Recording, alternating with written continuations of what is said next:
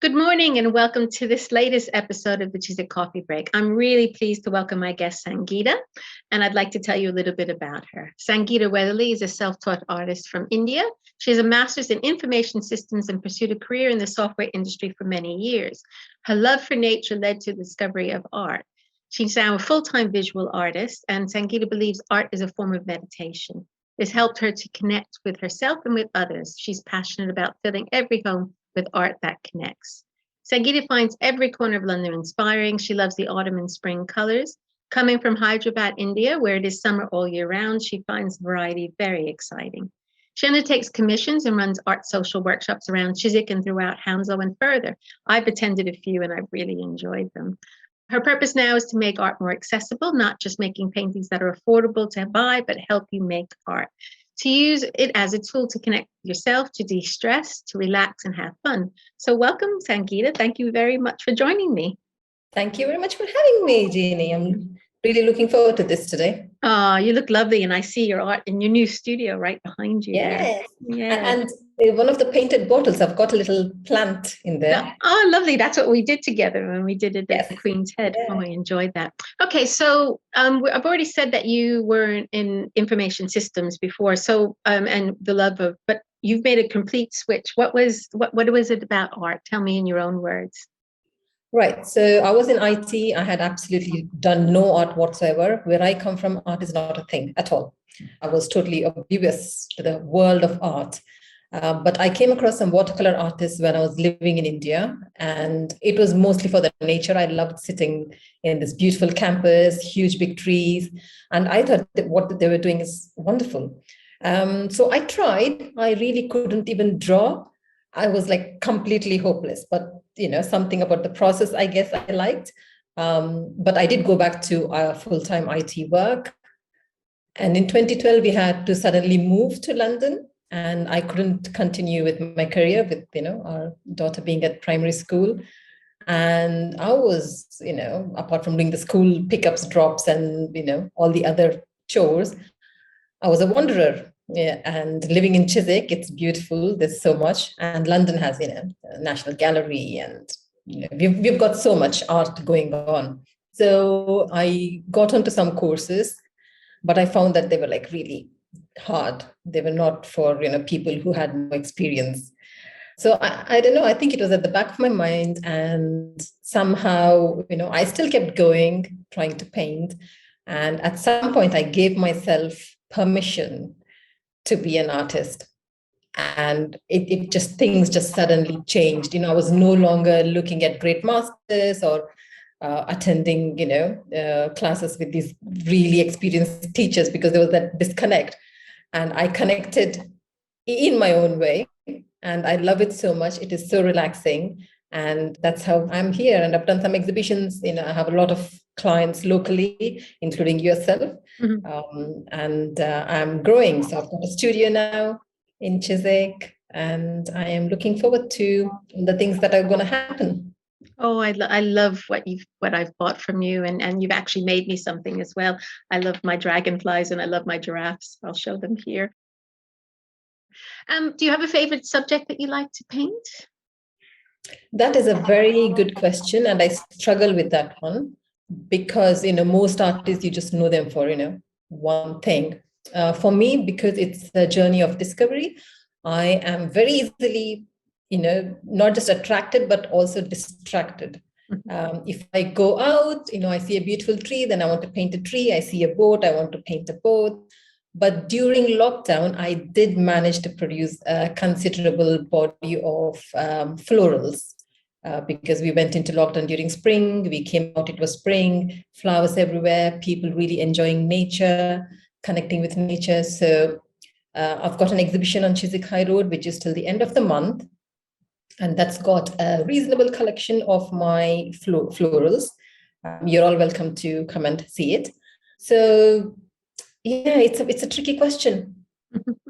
And is there a medium? I know you do a lot of watercolor classes, but you also do acrylics. Is there one medium that you prefer over the other? So I started with acrylics. I failed miserably. So I'm trying to make it, easy for people to use watercolors, because they're wonderful. They're so portable. You can have them in your handbag. I love walking. And with art, what I find is when you go for a big long walk and you sit down and you look at this beautiful nature, if you have a little sketchbook and a little watercolor tub, and you start just putting some colors in, it's like meditation. So you don't have thoughts in your head. And it's a wonderful tool. So I use them quite a lot during my workshops. I was using oil paints before lockdown, and during lockdown, I've switched to acrylics because I was producing a lot of work. Acrylics dry much faster, and they're a lot of fun too. So I think I'm going to start introducing acrylics in my workshops. I could probably do them in my studio so that it's easier to, just manage the whole thing. I remember the first time we were actually just having a coffee in a cafe, Oswald Copperpot. And when we finished, he said, "Okay, we're going to paint now." And I just looked at you, and you took out the little pad, and you gave me a pad, and then you took out the watercolor, and you said, "Okay." And it actually was.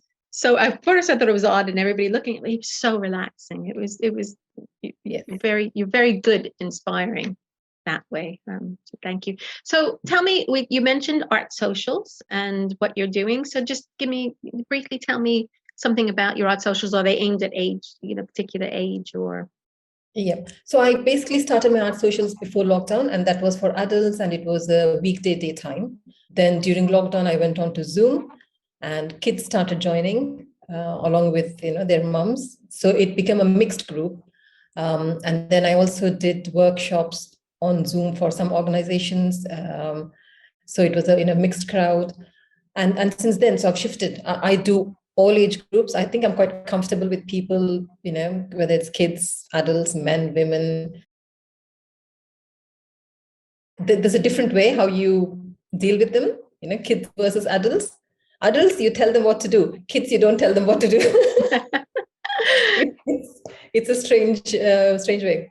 So now the art socials that are being run in Chiswick, mostly in Chiswick, are in the evenings to cater for, small business like me who are quite stressed and they just need a little bit of relaxing time, something nice and easy. So the way I prepare is I have a theme. So I do my studies and I do some simplified art pieces. So people, when they turn up, they don't have to think about what they're going to paint or how they're going to paint. I provide all the materials and I do a little introduction, and it's all very, nice and easy. It just flows. So yeah, you just turn up and that's it. I take care of everything else, and you will go back with a piece of art. And I see you actually have a sketch club that you do at the Steam Museum, don't you?